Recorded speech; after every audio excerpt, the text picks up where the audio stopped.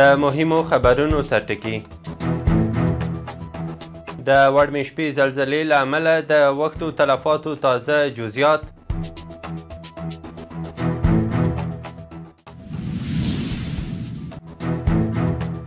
ترکیې ته د کرنې اوبو لګولو او مالدارۍ وزارت د یوه پلاوي سفر.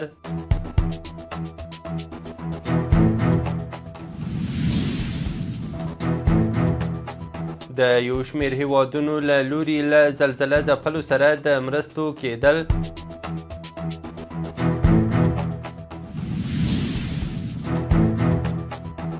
او سوډان کې د غره ښویېدنې له امله مرګ ژوبله.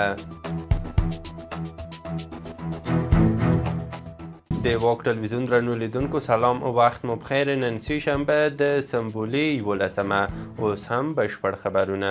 د اسلامي امارت ویان د وړمې شپې د کونړ د زلزلې د شهیدانو ټپیانو او زیانونو په اړه نوې شمیرې خپرې کړي دي. ذبیح الله مجاهد پر خپل ایکس لیکلي چې د دغې زلزلې په پایله کې لږ تر لږه 1411 کسان شهیدان شوي، 3140 کسان ټپیان او 5412 کورونه ویجاړ شوي دي.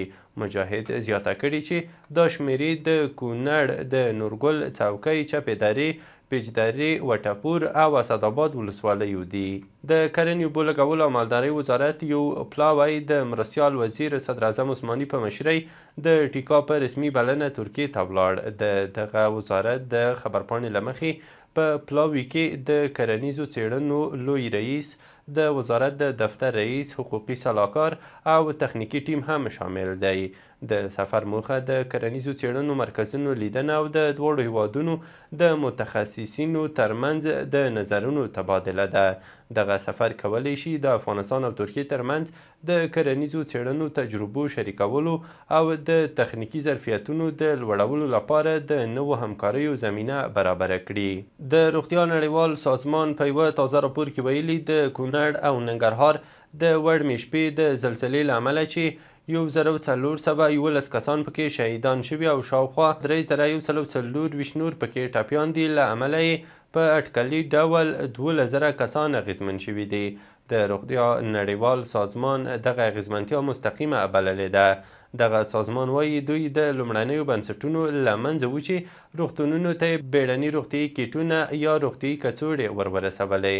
د بهرنیو چارو وزیر امیرخان متقي د نړیوالو همکاریو په چارو کې د قطر دولت له وزیر مریم بنت علي ناصر المسند سره ټلیفوني خبرې کړې دي. بهرنیو چارو وزارت په یوه اعلامیه کې ویلي په دغو خبرو کې د قطر د دولت وزیر کونړ او څیرمه ولایتونو کې د وروستۍ زلزلې او اوښتې مرګ ژوبلې له امله د قطر دولت د خواخوږۍ مراتب وړاندې کړل او د مرستې چمتووالی وښود. امیرخان متقي د هغوی له خواخوږۍ مننه کړې او پیښې ته د رسېدنې په اړه مفصل معلومات وړاندې کړي دي. د اسلامي نړۍ ټولنې په یوه اعلامیه کې ویلي د افغانستان په ختیځ کې د زورورې زلزلې په پایله کې د ګڼ شمېر کسانو پر شهادت خواشیني دي.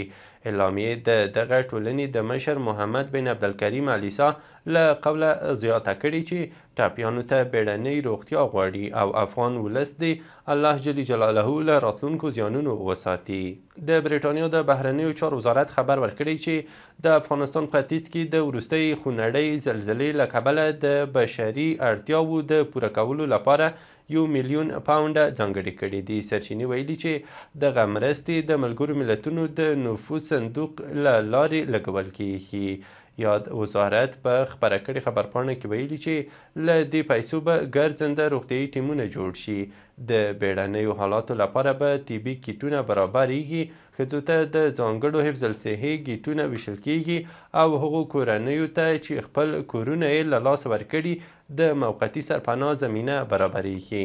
د تاجکستان بهرنیو چارو وزارت لیکلي د افغانستان ختیځو سیمو کې د سختې زلزلې له امله د ګڼ شمېر خلکو مرګ ژوبلې د تاجکستان ولس هم خواشینی کړی دی.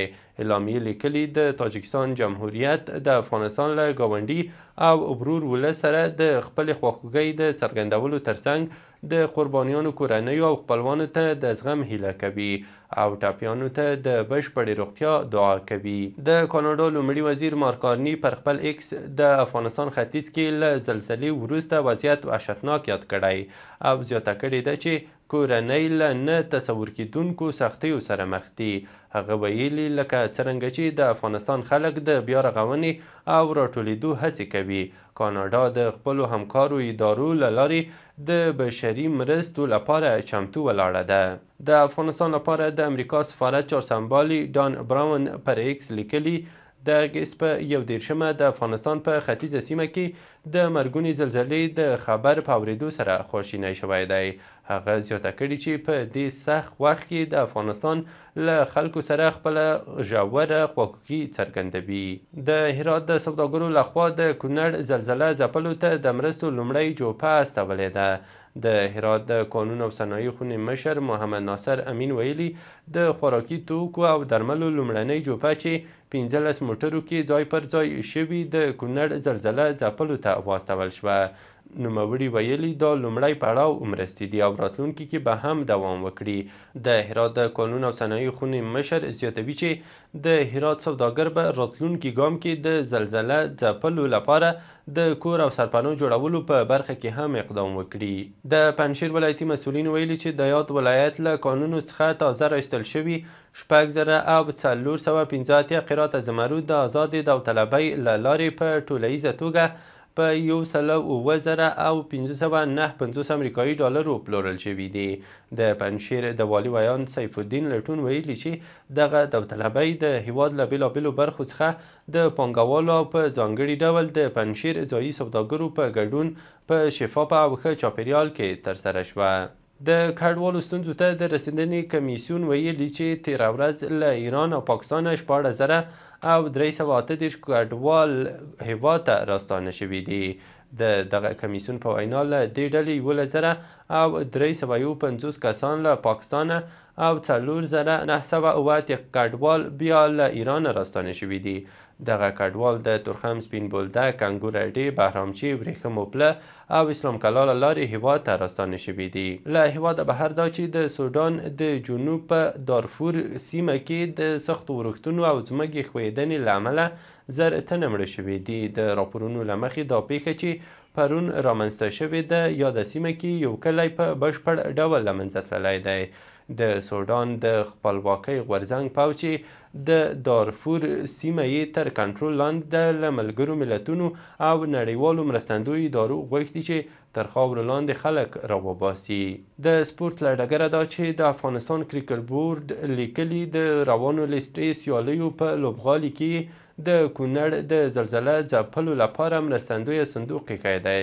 دوی وایي لوبغاړي مینوال او ګډونوال کولی شي تر خپلې وسې خپله مرسته او خواخوږي څرګنده کړي. دغه راټولې شوې مرستې به د کرکټ بورډ له لوري له مسؤلینو سره په همغږۍ مستحقو زلزله ځپلو ته وسپارل شي. او وروستی خبر مو هم دا چې د کرکټ د 20 اوریزو لوبو افغان لوبډلمشر راشد خان د 20 اوریزو نړیوالو سیالیو په تاریخ کې تر ټولو زیاتې ویکټې ترلاسه کړې. راشد خان د خپلې 115مې ویکټې له اخیستو سره د نوي زیلاند د لوبغاړي ټیم ساوټي ریکارډ چې 140 ویکټې وې مات کړ او د نړۍ نوی ریکارډ یې جوړ کړ. افغان پیاوړی توپ اچوونکی راشد خان نه یوازې په نړیوالو 20 اوریزو سیالیو کې بلکې په ټولو 20 اوریزو لوبو کې د نړۍ تر ټولو زیاتې 644 ویکټې هم په خپل نوم لري. درنو لیدونکو له ملتیا مو مننه. وروستي او مهم خبرونه مو همدومره وو.